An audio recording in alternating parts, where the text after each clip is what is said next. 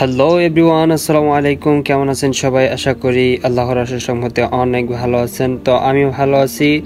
স্বাগতম আপনাকে আমার নতুন একটি ব্লগে।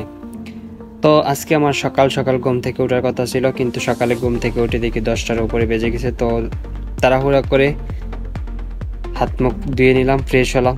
তারপর আমার এক ফ্রেন্ডের কাছে চলে যাব। ওর কাছ থেকে আজকে একটি মুরগি আনবো, মুরগি এনে তারপর ভুনা খিচুড়ি রান্না করবো আর কি। তো সম্পূর্ণ ভিডিওটা দেখতে থাকুন, আশা করি ভালো লাগবে। তো আমি চলে যাচ্ছি আমার ফ্রেন্ডের কাছে। তো ওইখানে যেতে যেতে দেখলাম যে বাহিরে অনেক পরিমাণে রোদ। তো দেখতেই পারতেছেন সূর্য মামা একেবারে মাথার উপরে। তো যারা সৌদি আরবে আছেন তারা বুঝতে পারবেন আসলে রোদ কিরকম। সকাল 10টা বাজে, তাও এত রোদ। তো এবার একবার ভাবুন যে 12টা বাজলে কিরকম রোদ হবে। যাই হোক, কথা বলতে বলতে আমি চলে যাচ্ছি আমার ফ্রেন্ডের কাছে।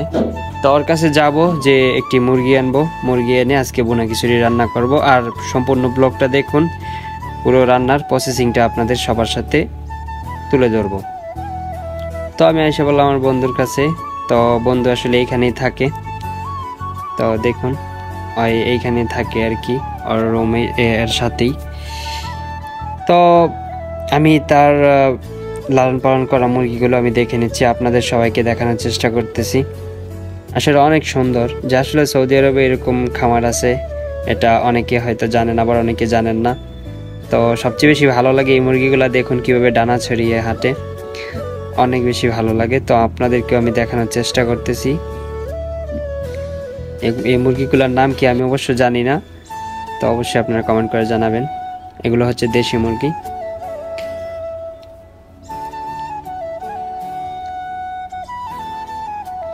অবশেষে একটি মুরগি আমরা ধরে নিলাম। এই মুরগিটি দিয়ে আজকে আমরা ভুনা খিচুড়ি পাক করব। তো দেখতে থাকুন।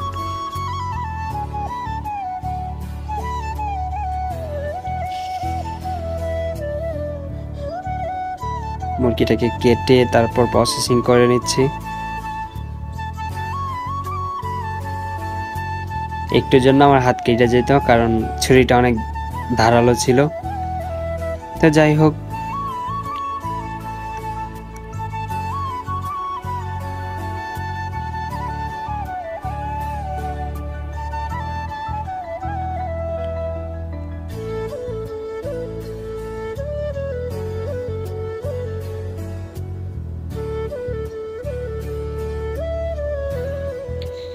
মোটামুটি কাটাকুটির কাজ শেষ পর্যায়ে। তো সবগুলাকে টুকরা টুকরা করে নিলাম। তো টুকরা টুকরা করে ধোয়ার পালা এখন। ধুয়ে তারপর রান্না বাড়ার কাজ শুরু করব। আসলে আমি আগে কখনো রান্না করিনি। তো যখন বাইরে আসছি, বাইরে আসার পর থেকে টুকটাক রান্না করতে পারি আর কি। তো দেশে থাকতে মোটামুটি আমার ফ্রেন্ডরা যখন পার্টি দিত তখন আমি বিশেষ করে রান্না করতাম। তো এখান থেকে কিছুটা অভিজ্ঞতা ছিল, যার কারণে আজকে রান্না করতে সাহস জোগালাম। তো যারা বাইরে আছেন তারা অবশ্যই জানেন যে নিজের রান্না নিজে রান্না করে খেতে হয়। আর যখন সবচেয়ে ইন্টারেস্টের বিষয় কি জানেন, যখন নিজে রান্না করি না, রান্না করে যখন নিজেই খাই, নিজেই ফিদা হয়ে যাই। তো এখানে আমি চাল ডাল ভিজিয়ে রাখলাম কিছুক্ষণের জন্য, তারপর আমি বসিয়ে দিলাম চুলার মধ্যে। তো দেখতেই পারতেছেন মোটামুটি আমার কাজ সম্পূর্ণ। এখন মাংসগুলোকে ভালোভাবে কষিয়ে নিব। দেখুন কালারটা কিন্তু অনেক সুন্দর আসছে।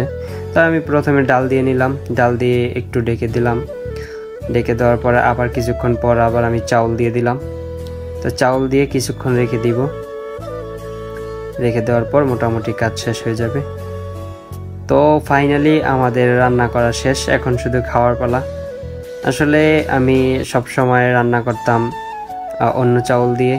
তো এখন এখানে চাউলটা ভিন্ন, যার কারণে কিছুটা অন্যরকম হয়ে গেছে। তারপরেও আলহামদুলিল্লাহ অনেকটা ভালো হয়েছে। যা আমার ফ্রেন্ডরা যারা খাইছে তারা বলছে যে অনেকটা নাকি ভালো হয়েছে। তো সবাই ভালো থাকবেন। ভিডিওটি দেখার জন্য আপনাদের সবাইকে অসংখ্য ধন্যবাদ। পরবর্তী ভিডিও পাওয়ার জন্য অবশ্যই ফলো দিয়ে পাশে থাকবেন, আর আমার জন্য সবাই দোয়া করবেন। আসসালামু আলাইকুম।